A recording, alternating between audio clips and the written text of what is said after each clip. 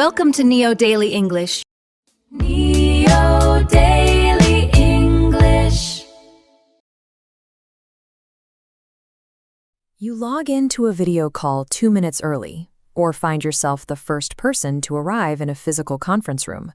Suddenly, it is just you and one colleague, and the room feels heavy with the pressure to say something meaningful.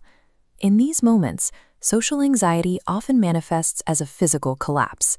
Your shoulders tighten, you begin to take up less space, and your eyes dart around the room to avoid direct contact. Confidence functions less like a mood you have to conjure and more like a set of technical instructions you execute. By standardizing your physical presence, you can bypass the internal nervousness and project competence through deliberate mechanics. To begin, open your phone's camera or position yourself in front of a mirror. You need to see how these adjustments change your silhouette in real time. We are replacing that reactive anxiety with a proactive, 3-step tactical routine. This system ensures that you own the critical first seconds of any interaction by focusing on the external signals you send. Step 1 is the physical posture reset. When we feel out of place, we instinctively adopt a closed posture as a way to minimize our presence. A slouched back or crossed arms broadcast a very specific set of signals to a room. Your colleagues don't just see someone who is nervous, they see someone who appears unapproachable, defensive, or potentially disinterested. Start with 2 foundational corrections. Uncross your arms and place your hands flat on the desk or comfortably at your sides. Then, straighten your spine so you are sitting at your full height. Complete the reset by puffing your chest out slightly and lifting your chin until it is parallel to the floor. When you view yourself in this open position, you receive immediate visual feedback that you are in control of your space. It shifts your appearance from a spectator waiting for a prompt into an active participant ready for engagement. This physical baseline establishes your authority and approachability before you ever speak, providing a stable foundation for the conversation.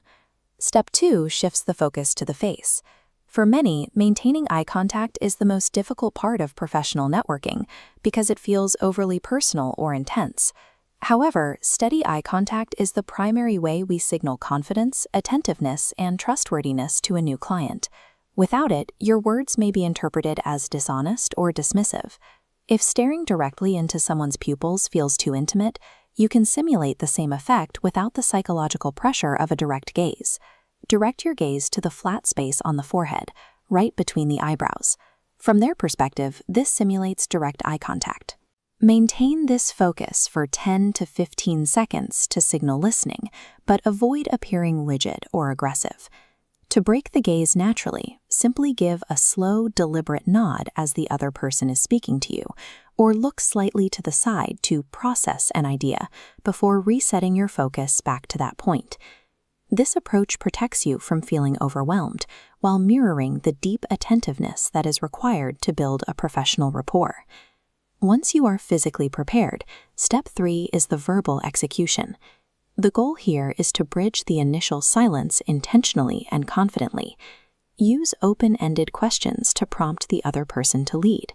Ask, "What's keeping you busy?" or "Have you been following?" and mention a recent event. These questions force the other person to carry the conversational load. By giving them a prompt that requires more than a yes or no answer, you move the focus off yourself. Aim to spend roughly 75% of the interaction listening and only 25% speaking. This distribution allows you to gather information and respond with greater clarity, while the other person feels their input is valued. During your listening phases, reinforce your presence through nodding and maintaining the eye contact we just practiced. It proves you are mentally present even when you are silent. Combining a scripted opener with disciplined listening creates an interaction where you appear both magnetic and highly perceptive. When you combine these 3 phases, you create a seamless transition from the moment you enter the room to the first exchange of ideas. You reset your posture to occupy your space, you lock in steady eye contact using the brow as a focal point, and you deploy a prompt that encourages the other person to speak. These adjustments signal to a colleague or client that you are engaged and reliable. It removes the guesswork from how you are perceived by others. Test this routine today in a low-stakes environment, like when speaking with a barista, so it feels natural when you need it at work. Mastering these concrete steps transforms the unpredictability of professional networking into a controllable, highly repeatable system.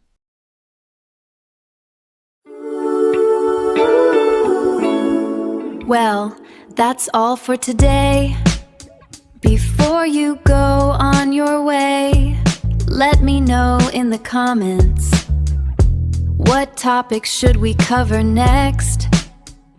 Your suggestions help shape this channel.